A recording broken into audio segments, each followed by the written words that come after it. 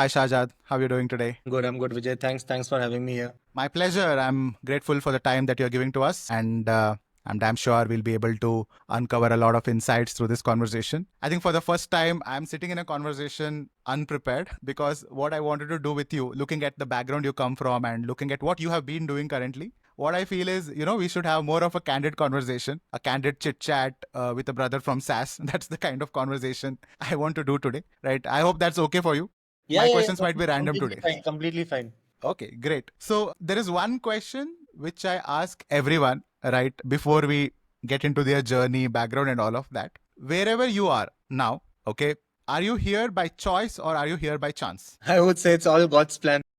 Okay, master plan. So, see, it's a mixture of both choice and Mhm, chance. Choice, I mhm. wanted to be in sales, but chance, I would suggest that, everybody takes some risky switch. Sometimes you leave a lot on the plate and then you move. Sometimes, you're figuring out. So, being right time at a right place also, that's something which is in control. Matlab, you cannot control that, being right Yeah. time at the right place, being the right person. So that is something which comes by chance. Mhm. Sales, obviously, by choice. So, yeah, so as I said, God's plan. Okay, I was going through your academical background as well on LinkedIn. So I see that you studied in KV. You were a topper there, Yeah, right? And then you did engineering, right? correct, You did well there as well, right? correct, correct. So if you observe, if we take a general pattern, right? So when we take examples of toppers, scholars, students who work really hard and all of that, sales, at least when I was graduating, right? Sales was never a kind of choice for us, right? Sales was never on the line. But later we figured out, even in my journey, later in the career, I figured out, okay, sales is something where I fit in. So what happened in your case? How did this all happen? Okay. So see, academically, I have been doing good.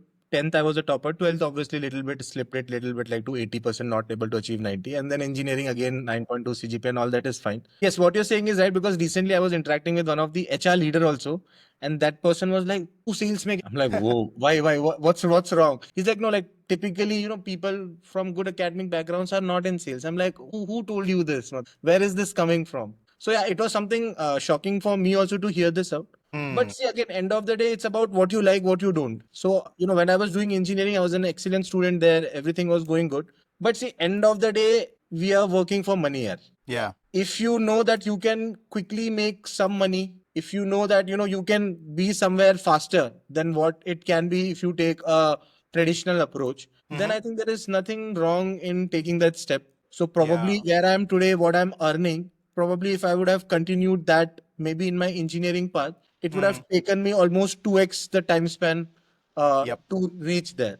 So one Hmm. was that, and second, in sales and all, I have been doing from the age of 13, 17 and all. It's very natural to me. My brother also is an engineer, and he started, at a package of 18,000 rupees a month. And Hmm. eventually, by the time I graduated, I saw him earning 18,000 rupees per day. So I was like, Yeah. whoa, man, matlab, this can happen. So that's Hmm. that's where it all connected, and I was like, finally, this is what I want to do. And as I'm from an engineering background, most of my friends were into ITs. My seniors were in ITs. So I was seeing them, getting good, very great money and packages. So Yeah. I was just like, yes, theek hai, I don't want to do this, but Mhm. how to make money like this? So I was figuring out if they're making tech, somebody might be selling it because that was clear Yeah. to me early age that, that's how money builds. Somebody is selling, somebody is buying.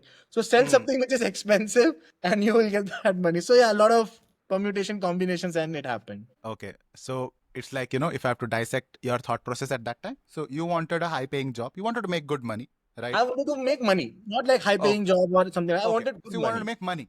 And you Money, figured out yes. that sales is somewhere you saw a lot of people doing that around you. So which Yes. again you took some inspiration from, and then you figured out, okay, sales is something which can help me achieve my personal and career goals, whatever I am having, and that's how you But entered, in right? that also I figured which segment of sales is more rewarding. Yeah, yeah, That was more important. Matlab, like right. people are going and joining a lot of other industries. My focus Hmm. was like, if IT people are getting more money, that means somebody selling these product might be also getting Exactly. more money. So that's how I connected it. Okay, that's nice. I think nowadays the shift is happening. I can see that. Earlier it was like, who is not good for anything will eventually get into a sales job. Yes. Maybe sell insurances, sell credit cards, slowly, go up the ladder, sell maybe other kind of products and all of that. Now, I do see people, being well educated about sales. They know, what is B2B, what is SaaS, what is B2C, what kind of products are out there, what I should choose. That transition is happening these days, which is really good. In colleges, that's happening these days. But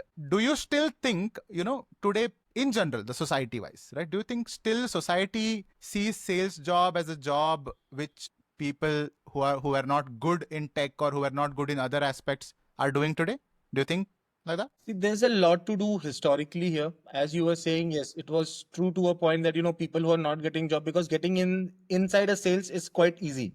Hmm. You get some, obviously you get less CTC to start off with, but getting it inside it is easy. Excelling in it becomes it's very, very Yeah. difficult. Yeah. If you would have gone through my LinkedIn post also, I've said people have left after doing sales for 5-6 years, that this is not something which I want to do or I can continue in. Yeah. So this is something which has been there historically attached to our society. My parents were like, you did so good in engineering and all. Why do you want to go into sales? Why? Because I'll tell you. Because let's just say if you are talking to a Sharma ji ki mummy, she will be like, my son or my daughter is going to this company. Everybody might have heard of doing this. What does your son do? My mom is like, he makes calls and he books meetings and he does sales. So the eventual Indian society response is like, oh, अच्छा आपका लड़का call center में. Ha. So that's a misconception about sales, that sales is about just talking to people. It's like something call center, telling lies to people. It is something to do. Maybe our forefathers in sales would have created that kind of misnomers. And that's what, even I push for, that, it's high time that we take sales seriously. Yeah. Yeah. Why does somebody is starting in tech, or let's just say in another domain at 12 LPA, 15 LPA, why does sales is still getting started at 3.54 or 6 LPA? Yeah. Yeah. Makes sense. Right. So, okay, now one side there are people, not understanding this entire methodology properly, and other side there are a lot of aspirants today, right? Maybe a fresh graduate or someone. How do you think, we can change certain things for them now, at least, right? Because what I feel is people should be educated well. They should know what it is. And luckily today, thanks to LinkedIn, thanks to YouTube, there is a lot of content being out there, right? Which is at least giving some amount of guidance. Some are misguiding as well. I agree with that. But there are good enough contents, to guide them. So from a student's perspective, let's go one by one now, stage wise. From a fresh graduate's perspective, what do you think they can keep on mind, right? If in case they want to get into sales, what should be their priorities now in terms of research, applying, and all of that? If you want to get into sales, first find a mentor. Mm-hmm. Find out somebody who's there in sales. Find out some seniors from your college who's in sales right now. Mm-hmm. Sit with them, understand what it takes. Why? Because fresh graduates, what the perspective they have about sales is completely wrong versus what is in reality. They watch these movies like Wolf of Wall Street. They watch these movies like, Rocket Singh. Matlab, you wear blazer, you enter, you do some this nonsense things which goes on, Instagram, TikTok, and shorts. That, you sit across, you wear blazer, you say some hard words, you join hands, shake hands, deal is closed, then you're flying a charter. It's that's I'm saying that's a fairy tale, man. That's Yeah. not how it happens. Yeah. So I think first figure out somebody who's there. As I said, in my case, it was my brother. Yeah. Hmm. So figure out some senior from your college, or figure out somebody who's doing that. Start reaching out to people on LinkedIn. Connect with them, let's just say before finishing your third year or final year, whatever it is. And that's how maybe you will be able to, understand whether it is for me or not. But again, I'll tell you something. Sales has lot of, matlab, see, anything can be taught, yaar. Matlab, anything. Okay, I'm Yes. telling you, whether being a carpenter, whether being an astronaut, whether being an engineer or salesperson, anything can be taught. But there are some natural instincts which are required for every job. Sales requires certain kind of things, that, you do not have ego. You Mm-hmm. you are, someone easy to talk with. You do not have that itch. You do not have that resistance to go and speak with people. Few Yeah. things. I'm not saying be super extrovert, dance around, jump around, and be loud. No, that and all is Right. nonsense. But there are Yeah. certain natural instincts which are required. Figure out whether that is also aligned with you or not. Hmm. Yeah. So that's exactly what I would suggest a college fresher or someone starting up should be doing right now. Hmm. Yeah. Do And most of the internships. times, Best part, do yeah, internships there. Do, best if you're in ones. college, do unpaid internships if required. Now, worst case scenario, you're saying that you want to see the world how it works. If you're not getting paid, do an unpaid internship. Again, I would not suggest doing that, but worst case scenario, so that you get to know what you're stepping into. I'll Yeah. tell you, my best people in my friend circle who got very good packages, maybe in electrical, maybe in civil, mechanical, or computer science engineering, did at least 3, 4 internships. Yeah. Yeah. Yeah, so they understood what they are getting into, they liked it, and then they were playing that game according to the rules. Problem here Right. is that you do not know the rules of the game of sales before entering.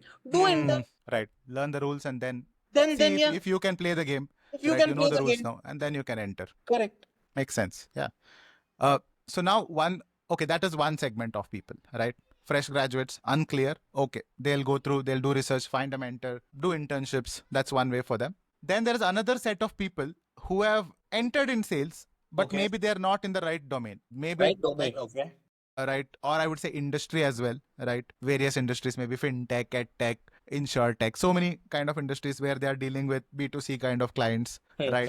Now they also they want to be in sales, right? They have already been in sales and all of that. They like doing it, but they are unclear about how will I get into the tech sales side, right? Or a SaaS sales side, right? What do you think? How not what do you think? How do you think they should prepare for that? The first question is why tech sales? They should Mm-hmm. ask. Is it somebody posting too many, hot, classy things on LinkedIn because of that you want to switch? Yeah. Or it's just a feeling that you're getting? Hmm. You're getting my point. There are two things. I'll tell you, I was very shocked. I was talking to a person. He went from B2B sales to edtech again. Okay. Man, I was completely shocked and blown away by that. I was like, wait, what happened? He said, boss, I don't understand this. Like, you call a person, that person says, I'll give you a meeting. Then it takes 2 weeks to align a meeting. Then he's telling, no, he cannot decide. There has to be a committee of people who will come into the meeting. 2, 3, 4 months is going just to book a deal. That's not what I want to do. I want to be like, I speak with somebody, get the money cash in bank, take my incentive, and enjoy my life. Right. So, I've seen that also happening. I have seen the other way also, like as you're saying, like, people are moving from B2C to B2B or some other domain to this domain. Mm-hmm. But my only thing is that before you want to switch domains, first understand why you want to do it. Is it Yeah. really what you want to do it, or is it something what you're seeing on social media, LinkedIn, which is making you, switch the job? As they say, like, the grass on the other side is Always always greener. green. What if there is no grass only on the other side? Yeah, I also see this happening, right? A lot of people want to get into tech sales, but why? They don't know. Why Right? has to be very clear. Yeah. And they think, like, I even have a friend, right, who thought B2B is going to be chill, right? And he moved and he was chill there and he came back to the same company because they fired him, right? That's what, Naya, matlab, you have to understand what's your personality. Again, as I said, even if let's just say you want to move from some domain to tech sales or B2B sales, again, go find a mentor. Go speak with people who have been doing it. Yeah, because see, half of the things on LinkedIn is nonsense. It's written from Yeah. a perspective. End of that motive is to either sell a course or let's just say, sell some kind of mentorship or something like that. Yeah. So there is a FOMO, there's a fear, or there's something saying you're missing out on something and all those things. I Right. think Right. you should speak with people, before taking these steps. Right. Yeah, I think that also makes sense. A lot of people, even who reach out to me, that's what I tell. See, I'll tell you how I can mentor you. Okay. And it is 20% me and 80% you. Correct, correct. And yeah, because don't think that, just by uh, joining hands with someone who has done that or joining hands with someone who's running a course, your outcome is not guaranteed. Your outcome will be guaranteed depending on how badly you want it and why you want it. Correct. Right. One thing also I tell people, don't do courses when you want to switch job. Yeah. That is the worst time to do course according to me. Why? Because you're in a desperate need of a job or you want to make a switch. So your focus is less on the art, craft, and science of learning that and more Yeah. on getting off a job. I Right. suggest people you first get a job. Right. Then you take upskilling course because you will get a hands-on experience to Hands-on implement those experience. learnings in your current job. Yeah. Yeah. Makes sense. Learning should not be under pressure. Right. So I think that Then is it's what not a happens. learning. Yeah. So it's like just studying for the sake of exam. That's it. Yeah. And whom else to ask better than engineering students? Yeah, I know. Right. So, okay, for them, I think, yeah, we have a pretty much of a clarity. Now, let's talk about what is happening currently in the tech sales as well, right? So, there is AI everywhere, right? I don't know, these days, there's a lot of innovation happening. Like, even the AI space, if I observe, it's not like what it was last month. There are many things which have changed already, right? And it is growing at that phase, right? So now, how do you think, now you being a leader in SaaS, how do you think AI has changed the way SaaS sales teams operate on day-to-day basis today? Understood. So again, it's a double-edged sword. Mm-hmm. I'll tell you the bad part of it's first. I write content on LinkedIn. I write messages, my team writes messages, my colleagues write messages. I can figure out in 3-4 seconds whether it is a GPT material, whether it's a fluff, or whether it is written by a human. Like there are jargons, there are dashes in between, there are random questions, abruptly sentences ending. That simply shows that this person has not put an effort. Right. So you lose my interest, you lose your buying window then and there as a salesperson. The good side of it is, let's just say if I'm doing a research, I want to reach out to a CFO, I want to reach out to a CXO. They have published a 40-page report. Reading a 40-page report for one customer, let's just say if you have to reach out 10 customers like this, 400 pages. Yeah. Practically, it's too much time consuming and it is too much, too much to put energy into. How AI can help? Upload that report, tell that, this is my domain, I'm planning to reach out to this. Find me something from the report which I can use it maybe as a hook, maybe as an opener, maybe something in the demo. Yeah. And boom, in 3 to 10 seconds, you have the results. Exactly. Yeah, with the page number, you can go and validate from the report, which would have taken you at least 1 hour to go through those pages. Right. Yeah. You saved some time there. You save time. It makes you more productive. That's how my view is on. Right. I think, I've also been telling this to people. If you're using ChatGPT to just write emails, you're not using it. That's not called AI. That's just like what to say. You are just saying that I have a bad English. GPT, make it right for me. That's not just. Right. That's There are not what so AI many was meant things for. You can do. Even today, I was talking to a bunch of people before this call. I was telling them there is a lot AI can do. It can think like a human being, and you are using it for some content, just like some words you're using. Don't use it. Use it for research. Use it for getting in depth into a subject. It can think better than you. It has an IQ of Einstein. Correct. And you are using it to write cold emails. I mean, it's not even up to the standard, right? What emails you are writing using it, right? And the problem is, see, most of the AI which has built still in its initial phases, it's built around GPT model. Yeah. Most of your emails and somebody from a different company who's sending to the same person will sound or look similar. Try to understand that. Yeah, you're thinking that you are using GPT. No, lot other people are also using GPT. Your message versus somebody from your competitor's company reaching out to the same founder CXO, the message will look same. I was just joking around yesterday with a bunch of people that today if you want to stand out in a cold email, just don't use ChatGPT. Write like a human, make some mistake, people will reply to you. Yeah. I think that should be there, right? Those maybe this minor typo errors which we used to do in emails. Correct. That shows us as human beings, right? We are Correct, we're putting a genuine effort. And I think the other side also, it's a human there. So they'll be able to connect with us. Correct. It's fine for all of they need, your emails need not be close to perfection and all of that. Correct. It has to be genuine, maybe, showing some value, adding some value to the prospective buyer. Exactly. Yeah, makes sense. So now, okay, tell me about how do you use AI? Okay, one use case, you saw that. Helping for reading a report and all of that. Is there any other use case of AI in your sales teams? you're specifically asking, right? Yeah. There are some intent tools now which helps you to understand what is the intent of the buyer based on which all medium this person has traveled before reaching out to us, our company. Okay, so let's just say if this person has gone to our website, it has also read about a case study. This person has also downloaded some file. Automatically, the AI detects and says that, this person has spent this much time, this and all this person has traveled. This person, should be taken care very properly versus somebody who randomly just clicked on an ad and their credentials was captured. Got it. So That's you call it intent scoring or something like does it score the intent? More the intent, yeah. So, that is one way of doing it. Then there are ways through which, you can identify a lot of personas of the person. So you upload the LinkedIn profile of that person in these tools. They immediately, based on the post they do, the comments they write, they try to gauge what type of person it is. There are 4 quadrants. I think I'm forgetting what it is called. Like somebody who likes only data, somebody who likes praises, somebody who wants proof before speaking to you. So it helps you to understand, what way I should approach this person. Okay. Where do they fall in that quadrant and how you can approach? How? Yeah. So somebody liking data, you can put data in your cold email. Somebody like praises, just say, I visited your LinkedIn and, I was amazed by your experience. So there are people, we all are different. So those things can be made use of AI. Apart from that, majorly what I see AI using is more on the tech side, from the emailing side and all these things. Once you get inside a demo, again, one AI is that nowadays, you don't have to make notes. Yeah, note taker. Note takers are already there and it is very precise. Yeah, So, yeah. you're genuinely able to connect with rather than writing. But again, I'm Writing sitting the with a book notes. and paper. I like this way. Same here. I have a pen and Yeah. So again, it's completely on you how you want to make use of it. But again, it's a double-edged sword. yeah, makes sense. Yeah, I even saw there is one tool in Outreach where it shows the note cards as well. Like you can save a lot of content and keep.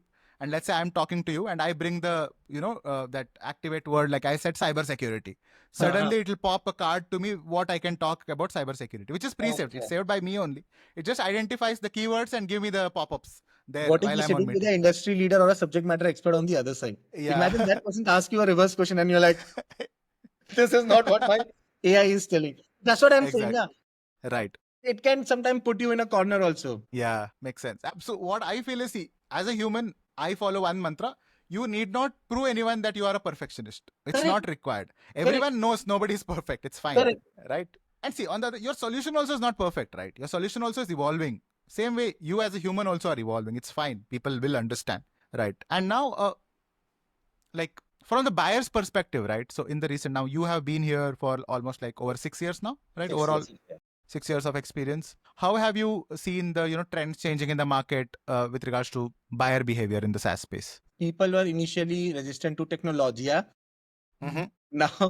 Now people are like, okay, no, technology is something which we cannot deny. Earlier, when we Mm-hmm. used to say you need these tools, this solution, people used to like, no, I have Excel, I have presentation, I have doc, I have people to do this. That Yeah. mindset has gone away. People now know that they need tools and they need Mm-hmm. state of the art tools. One is that. Second thing, people are more open to exploration. Not all buyers are coming there to buy. Maybe they're not in their buying window right now, but Yeah. they're coming to explore tools because maybe in future, if it is required, they know which people or which solutions to consider into.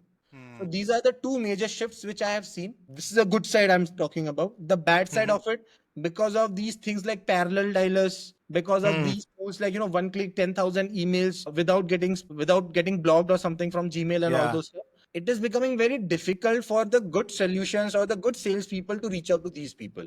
Mm. Yeah. So now if you yourself see how many calls you might be getting on a day, which might be a Yeah. cold call, and how many emails Yeah. you might be receiving, that is Yeah. purely because we have taken the technology to a level where you can reach out very easily to people, but that creates Mm. noise. Yeah. Right. No, that reminds me of something like, even these days there is a lot of talk happening on AI SDRs. AI will do the job. What?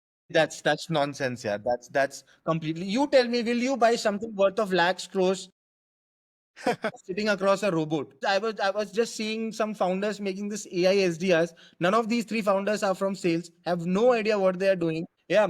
Just because they added a word AI, they received a great funding, and now they're Yeah. clueless what to do with it. Honestly, I'm telling you. You tell me, Right. Vijay, if let's just say you called me on a podcast, imagine I Mm-hmm. put up an AI bot who's talking to you, switching off the screen. Will you feel right?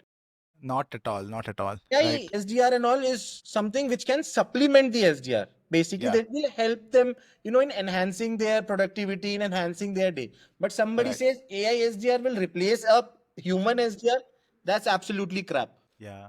I think the best way to use AI in the SDR space at least is coaching plus time management, because there is a lot these guys Yes, go through every day. You help us manage the time properly, right? Giving me some productivity hacks using that particular correct, model, correct, right? correct. Like the reporting, what we spoke about. It saves me time, right? 1 hour of time. So I think that's the best use case rather than building AI, SDR agents, bots, I'm and all telling of that it that. is replacing your SDRs, it is replacing your human. The problem, I'll tell you what happens. This problem is not for the sales people. This is a problem which is created in the mind of non-sales founders. Exactly. Now they will be thinking, boss, I'm paying XYZ to my three SDRs. This founder who has raised this much money is saying that AI SDR is best. Let me fire these people.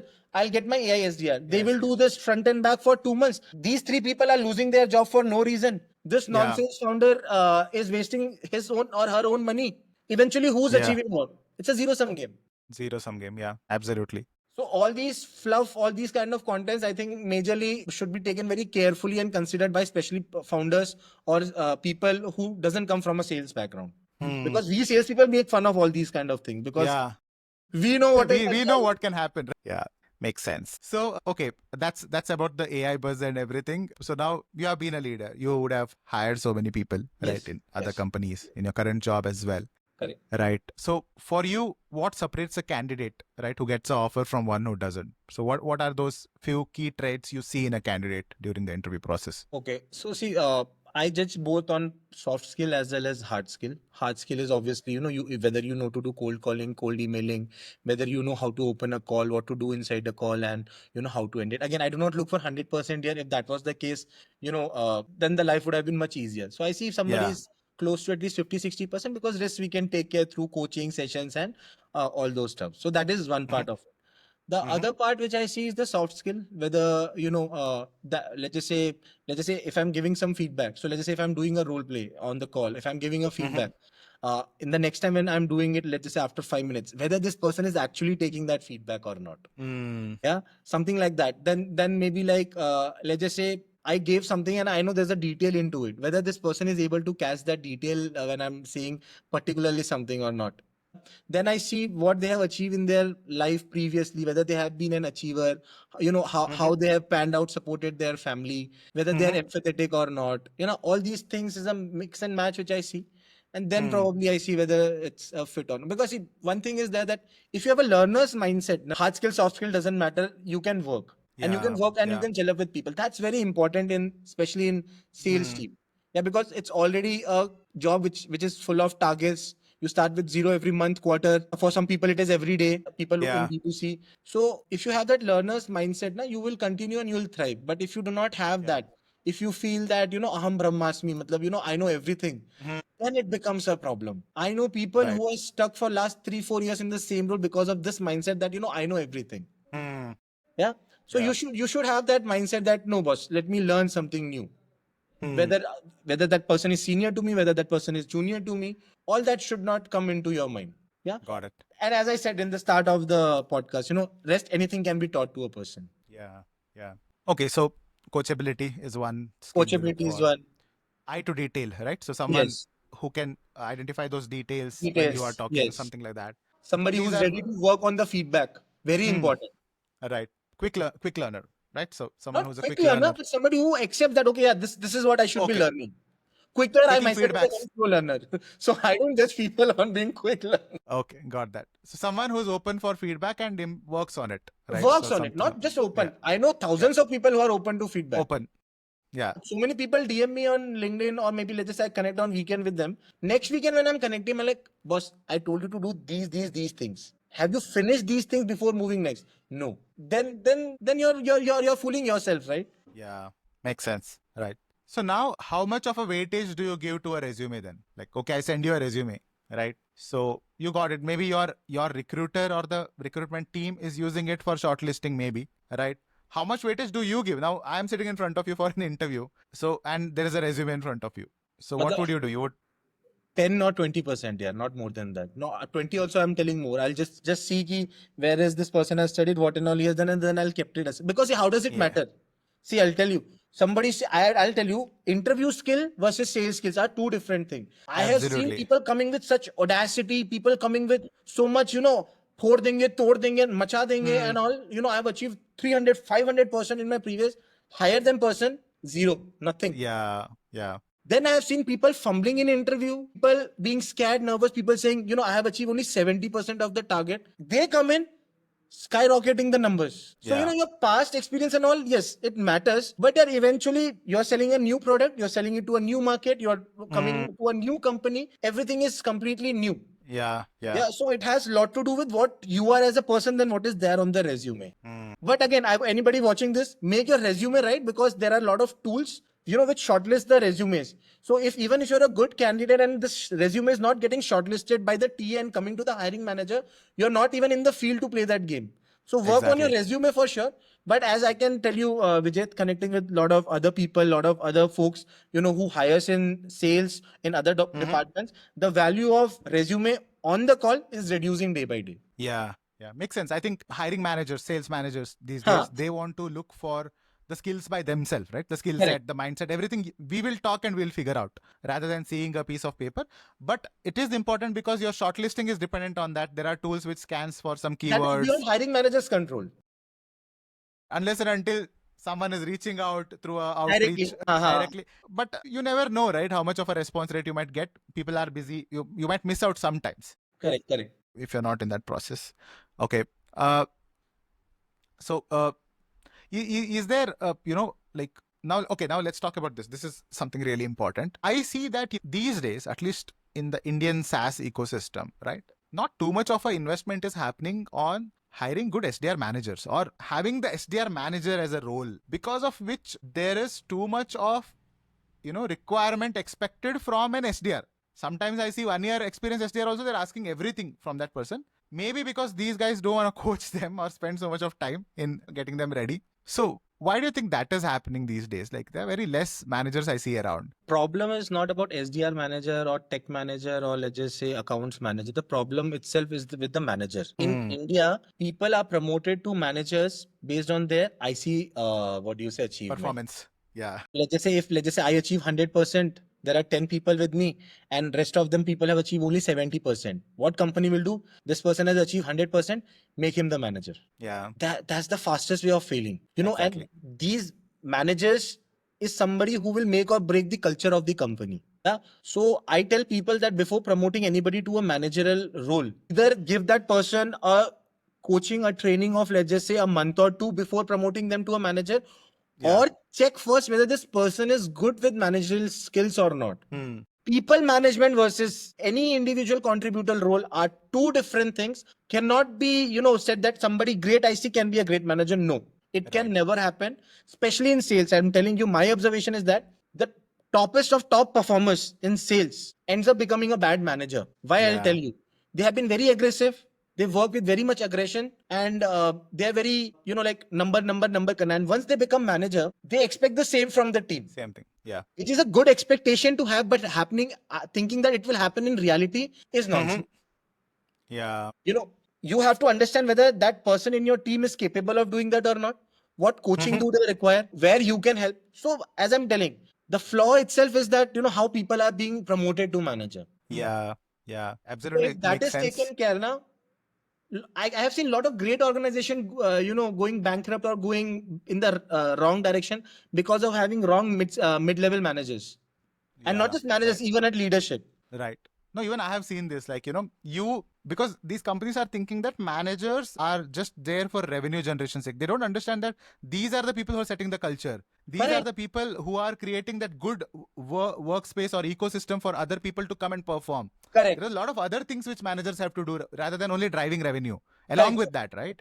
If you remember, that's what I posted one day, that you do not work for a company. Yeah. You work for your manager. As I say, there are companies, 4.5 Glassdoor, 4.9. You ask a team member, they'll be like, I want to just leave this company. On the other side, companies with 2.5, 2.3 Glassdoor, they say, I love this company. Indirectly, they're working for a manager. Try to understand. Manager, Your exactly. manager plays a very important role. There is a say that if you cannot hug your manager, that means you both are in a wrong team. The manager having a wrong IC and the IC is having a wrong manager. Try to understand, boss, 8 hours. And in Indian context, nobody is working 8. Everybody is pushing to 10, 11, 12, something like that. You're working with that person for 12 hours, 10 hours every day. And let's just say, if you guys do not know how to communicate, how to be professional, how to have empathic feeling about each other, life becomes hell, yeah. And then eventually that good performer in that manager's team will leave. Whose loss it is eventually? Company's loss. Exactly. So this, how to promote managers, what type of people to put into a managerial role, companies don't pay attention to, and that's where the downfall happens. Right. And see, you are promoting your rep who was doing 100% into manager, which he didn't want to or he didn't have the relevant skills. Now you are losing that rep who did 100% for you. Exactly. Right. So revenue also went down. Now yes. you are left with those folks who are doing 50 to 70%. Correct. And this person is not ready yet to become a manager and lead them. Correct. And this is what happens. I've seen this happening live. I have seen people calling their team members like this. Oh, nonsense. Yeah. Who does like that? Who speaks to a human like that? You getting my point? Yeah. Yeah. So you don't know this also. How did you reach it? Who says like that? Yeah. Right. So it's sad, man. It's a sad reality of especially in India, man. Yeah. So about this, right? Recently I had a guest comes from NLP she's a mindset coach basically. Okay.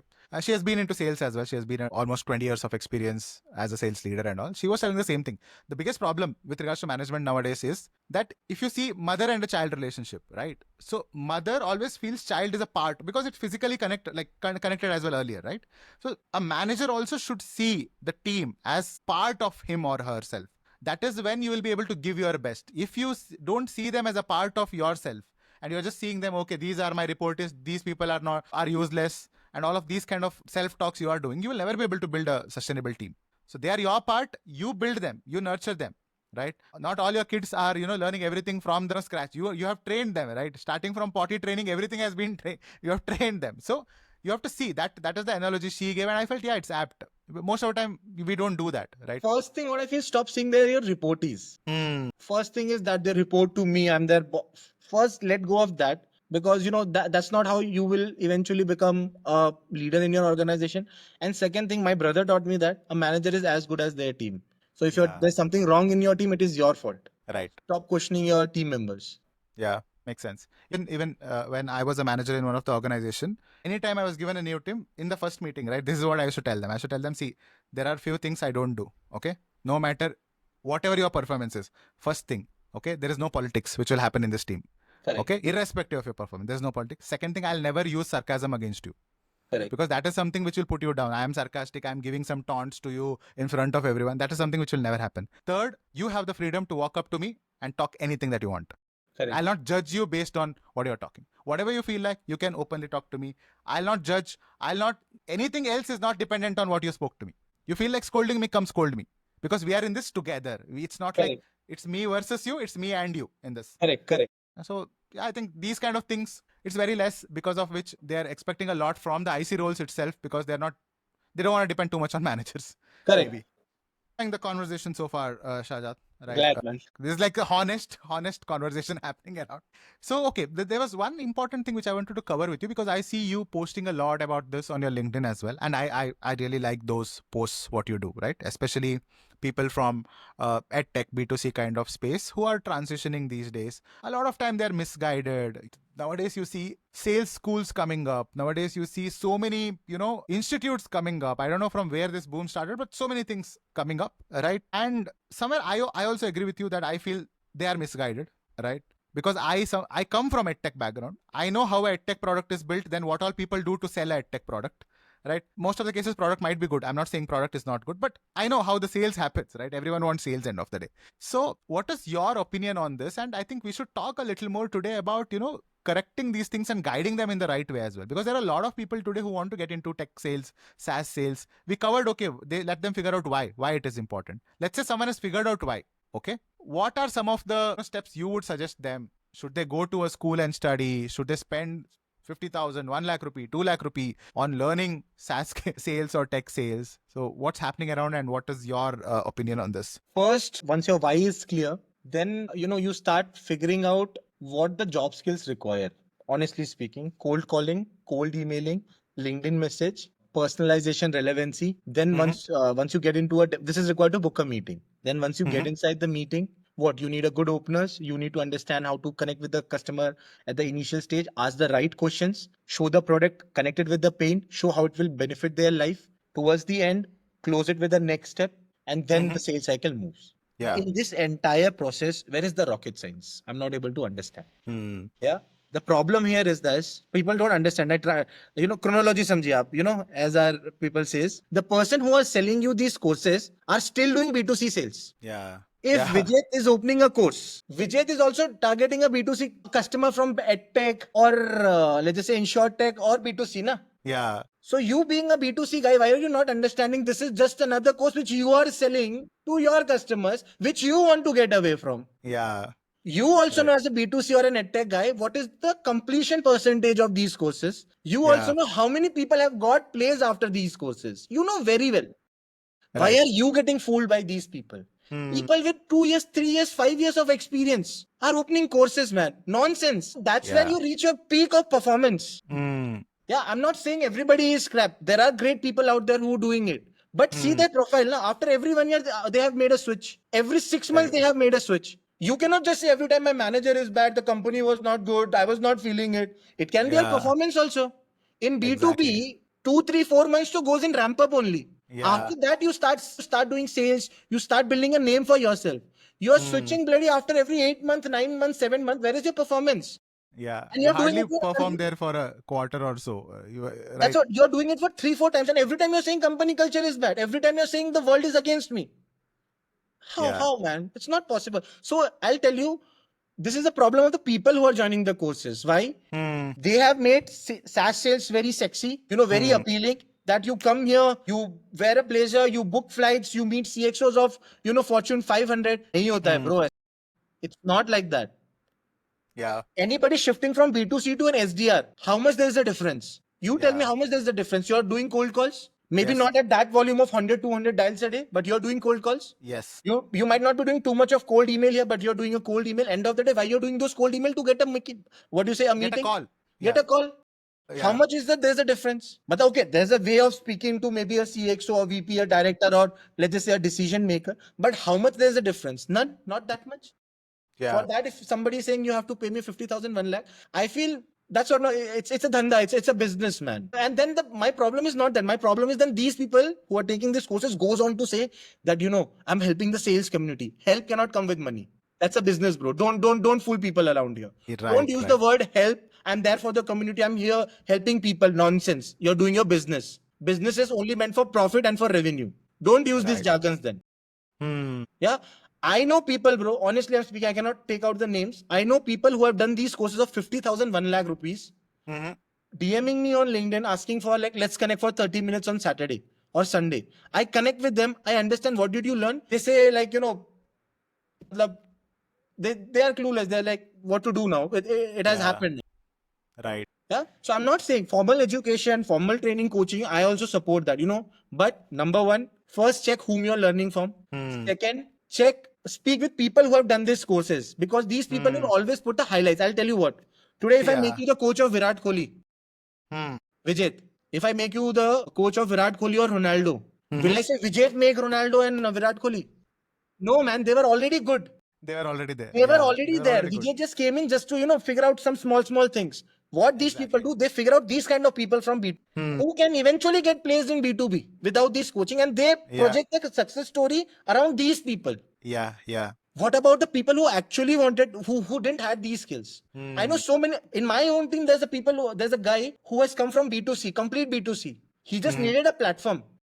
Yeah. Now, if I say that I made that guy completely transition into B2B, nay, bro, that guy already had it. He just needed a platform. Yes. So the problem is that the way they are selling it, no, it's as good as how edtech is happening. Right. Yeah.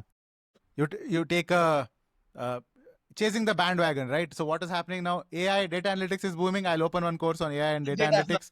I'll try selling. Same way now. Correct. You see a lot of B2C people getting into B2B. Okay, I'll open a course on B2C to B2B. Right? I just asked them, the people you're saying, no, these guys have transitioned into B2C to B2B. Speak to them. You will already know these guys meant for sale. This guy was just chumma in B2C. He wanted to come to B2B. And, he was already ready. He just needed a platform. Check with people who did not had that things, bottoms up. They made a transition. How did the course help them? So I would suggest, out of 10, there are only 2 people who might be doing it genuinely. Rest everything is until, jab tak dhanda chal raha hai, chal raha hai. Otherwise, then one day you will, close your shop and you will get back to work one day. Right. Yeah.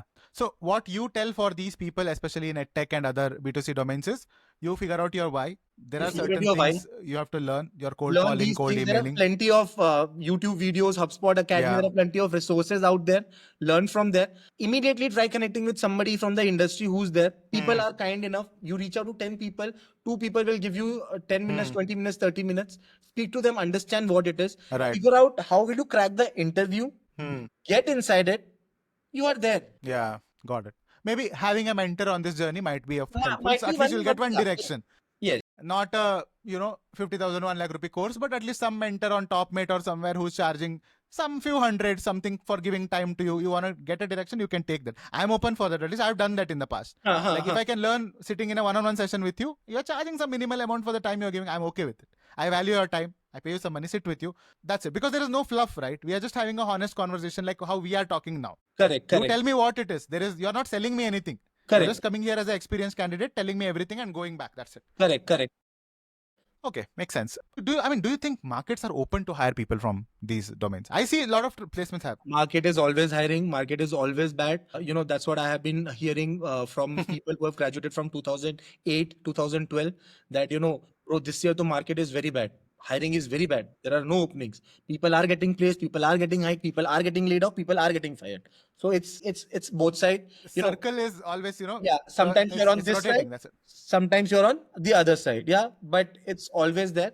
But yeah, people, as I say, people who wants to make a switch now, look for places where there is a bulk hiring, where there is mass hiring. The chances of you getting inside becomes higher. If I'm saying that I want to hire one AE today, trust me, bro, I'll hire somebody from B2B. Right. Why? Because I'm looking out for a cook person who can just come, do some little bit of ramp up and starts playing the playbook. And let's just say if I'm saying that I'm hiring 4 AE, yes, that means I am also open to, invest 4 months, 5 months with that training, coaching, learning, Yeah. and then probably do it. So people who are moving from B2C to B2B, there's a lot also happen. You have to understand about the hiring, how company hires and which type of companies you should be targeting for. Got And for it. this, if you're paying 50,000, 1 lakh rupees, then bro, you are dumb. Yeah. It's not I'm just seeing about pay getting. after placements as well these days. Okay, so you pay something upfront, then you get placed, you pay me another 30,000-40,000 rupees. Okay. I'm like, when did sales start becoming like a tech job? Pay after placement, you're signing an agreement and all of that. One way of looking at it, it's good that people are very enthusiastic about sales. People are coming up with it. The bad side is this this exploitation should not happen. Yeah, you get my point, right? That's what Yeah, the absolutely. desperation of switching is making all these business to run. Nothing else. Yeah. No, what you said earlier makes sense because you join a course, you spend some money if you want to educate yourself. Do it when you're not hunting for a job. Exactly, 100%. That time you're not learning anything. That time you're desperate. 3 more sessions, I might get an interview. 2 more sessions, I might just don't do that. If you want to really Yeah. learn something, first get a job. Learn and upskill in that job, because let's just say you learn something, next day you can practice it. Yeah. Right. Otherwise, it's all You know, academical. Yeah. I mean, that's what is happening. See, even I provide my mentorship, right? In the last 6 months, I have seen only one guy coming to me who didn't want to get into B2B, okay? But he wanted to know everything that is happening. He spent good 3 hours with me, learned everything. He said, bro, this is not for me now, but I want to know. I'm curious to learn. And he learned everything and went, rest all. How soon can I get a job? Then you're not Do you get upskill. me interviews? Yeah, I mean, That's when you're not upskill.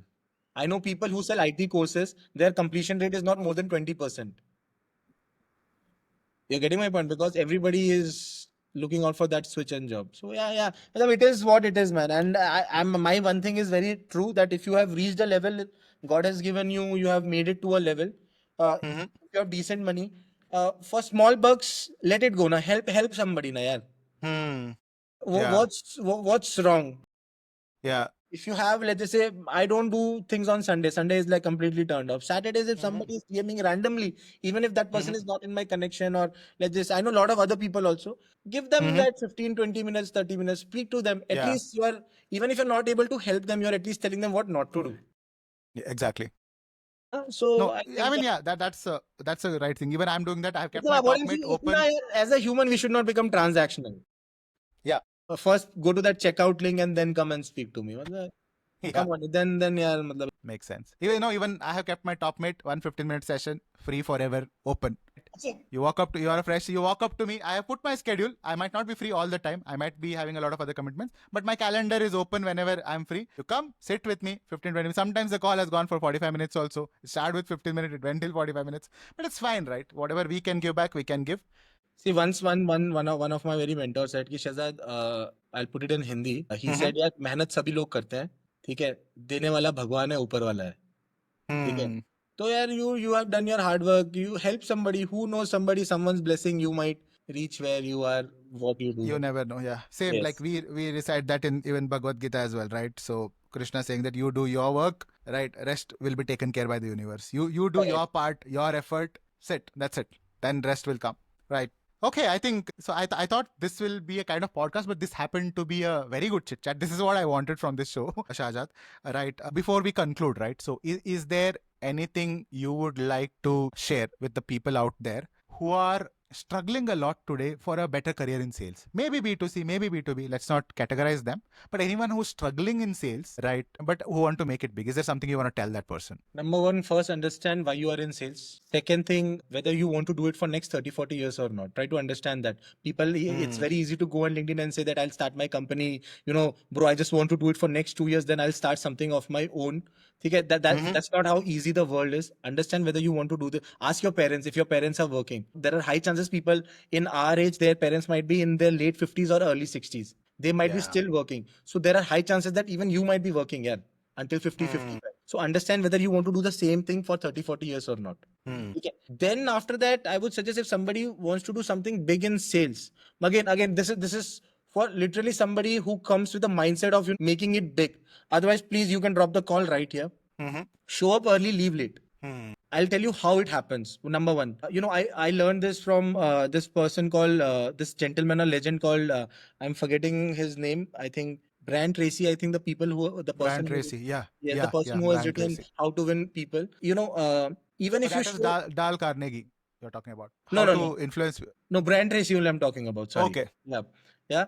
So let's just say that 30 minutes every day if you're putting extra in a week, it is what 5 3s are 15, 150 minutes. Yeah. Yeah, that 150 minutes extra prospecting, maybe one extra meeting. I'm telling these to do in the initial stage of your career. See, I'm not a preacher of work-life balance. I am 27 right now. Okay, I don't want to preach about work-life balance right now at this point of my career. I want to be like, work hard, work hard, work hard, make money, make it really, really big. And maybe once you want to settle in your life, you are moving towards that journey. That time you can think of work-life balance. Yeah. If you're early in the game, stay away from people preaching work-life balance. If your mental well-being is not right, then you should move away from that job or that particular place. Yeah. Yeah. But grind hard at this particular point of time, at this particular point of your career, because Yeah. not everybody can do that. Yeah, so if you have that thing which you know that you can do it, keep doing it and do it rightfully. You will have to be very strategic. You will have to know which company I should be working for, when should I leave a company and make a switch. Yeah, what type of CXOs and managers I should be working with. What type of mentors I should make in this journey. So, all these things, and, keep learning every day, keep reading something. Yeah, if not reading, go to some events and connect with people. You will learn Yeah. a lot of different things. So, other day I was taking a workshop. Somebody wrote in PS saying that if you have made it till here, appreciate your time. And I was like, man, this is so awesome. Let's just say if some CXO is below 30 or let's just say below 35-ish, if I send this thing, this might put a smile on somebody's face, right? I might get a reply. And I confronted that, bro, this is something which I would like to learn. How did you come up with this? Then he gave me a few more, and that person was just 21. So, Okay. so that's the mindset what you should have. Initial years, grind hard, but grind logically, grind where to put energy, understand what to do. And smart work, get over it. Hard work, it is. Nobody Yeah. reaches smart work just like that. First, you do hard work. In this hard work, you figure out what is that smart work. So Exactly. until you do not get that, what is that smart work? First, do the hard work. Yeah, matlab, do the heavy lifting first. Yeah. There is no shortcut to figure out the smart work. You have to do. There is no shortcut. Then I'm telling you, then it is God's plan. You be at the right place, right time. Things will work out for you. Yeah.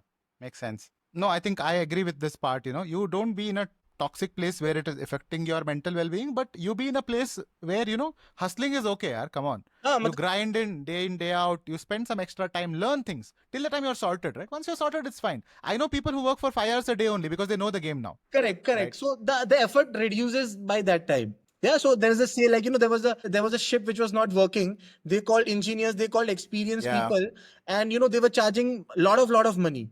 Then there's an old gentleman who came, who just took the hammer, gave some two beating, and then he also charged $1 million. People were like, for two beating, why are you charging? They're saying that I'm charging not for that two beating, I'm charging for my experience. Experience. He knew where to beat. I'm charging for my expertise. So that's what you should be aiming to build. Yeah, eventually on top of food chain, once you reach, there is money, there is a lot of scope, but you have to be ready for it. Absolutely. Yes. So I think our audience will have a lot to take today, right? Conversation around SaaS, around transitions that you can plan, what is right, what is wrong, all of that. I think they'll enjoy the show, right, Shahjad? So thank you so much for taking out time today. I'm really grateful for the time you are giving on a Sunday. I'm hoping that it will benefit a lot of people out there, and yeah, I'll see you. Thank you. Thanks, man. Thanks, Vijeth, for considering me worth to get it on a call and speak to me. Glad, and I hope it reaches the right audience. And even if this video changes of line for only one person, Yeah, nothing like it. right. Thank you. Let's wait for that to happen. Thank you. Bye.